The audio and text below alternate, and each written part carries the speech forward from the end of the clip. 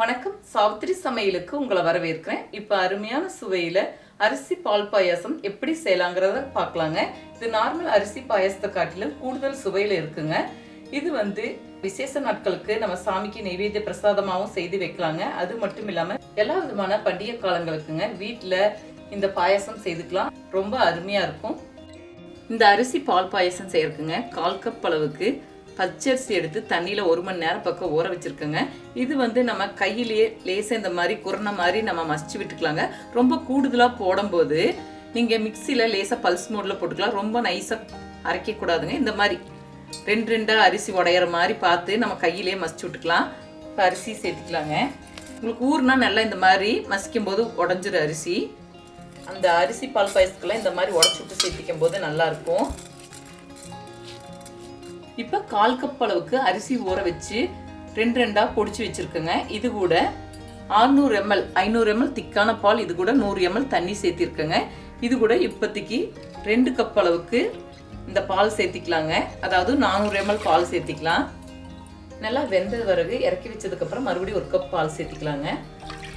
பால் ஊற்றி வேக வைக்கிறதுனாலங்க medium flame வச்சு குக்கரில் 3 விசில் வச்சு செய்துக்கும் போது சரியாக இருக்கும். இல்லாட்டி உங்களுக்கு பொங்கி குக்கர்லலாம் விசில் மூலமாக பால் வலிஞ்சு வந்துடும். மீடியம் ஃப்ளேமே வச்சுக்கலாம். மீடியம் ஃப்ளேம் வச்சுங்க 3 விசில் வேறெல்லாம் போயிடுச்சுங்க. ஓப்பன் செய்து பார்க்கலாம். பாருங்க, இப்போ அரிசி நல்லா வெந்திருக்கு. இது கூடவே இன்னும் ஒரு கப் அளவுக்கு பால் சேர்த்து லோ ஃப்ளேமில் 5 நிமிஷம் கொதிக்க வச்சுக்கலாங்க. இப்போ நான் காய்ச்சாத பால் தாங்க சேர்த்திருக்கேன். நீங்கள் காய்ச்சின பால் இருந்தாலும் சேர்த்திக்கலாம். இப்போ பால் கொதிக்க வச்சுருக்கேங்க. இது கூடவே கொஞ்சமாக குங்குமப்பூ சேர்த்துக்கலாங்க. இது ஆப்ஷனல் தான், விருப்பப்பட்டால் சேர்த்திக்கலாம், இல்லாட்டினா தவிர்த்துக்கலாம். கொஞ்சமாக தாங்க போட்டிருக்கேன். லோ ஃப்ளேமில் ஒரு 5 நிமிஷம் கொதிக்கட்டுங்க. முந்திரி பருப்பு திராட்சை வறுக்கிறதுக்கு 1 டேபிள் ஸ்பூன் நெய் சேர்த்துக்கலாங்க. நெய் சூடாகட்டும். தேவையான அளவுக்கு முந்திரி பருப்பு எடுத்துக்கலாங்க. இதில் நான் 15 to 20 முந்திரி பருப்பு எடுத்திருக்கேன். லேசாக முந்திரி வறுபடட்டும். இது கூடவே திராட்சை சேர்த்துக்கலாம். திராட்சையும் வறுத்துக்கலாம். இப்போ முந்திரி திராட்சை வறுபட்டுருச்சுங்க, தனியாக எடுத்து வச்சுக்கலாம். இப்போ லோ ஃப்ளேம்லேயே பால் சேர்த்துட்டு 5 நிமிஷம் கொதிக்க வச்சுட்டுங்க. இது கூட நான் 1/2 கப் அளவுக்கு சர்க்கரை சேர்த்துக்கிறேங்க. உங்களுக்கு கூடுதலாக இனிப்பு தேவைன்னு விருப்பப்பட்டால் ஒரு 3/4 கப் சேர்த்திக்கலாம். இப்போ நல்லா கலந்து விட்டுக்கலாங்க. இது கூடவே 4 ஏலக்காய் கொஞ்சம் சர்க்கரை சேர்த்து பொடிச்சு வச்சுருக்கேங்க. இதையும் சேர்த்துக்கலாம்.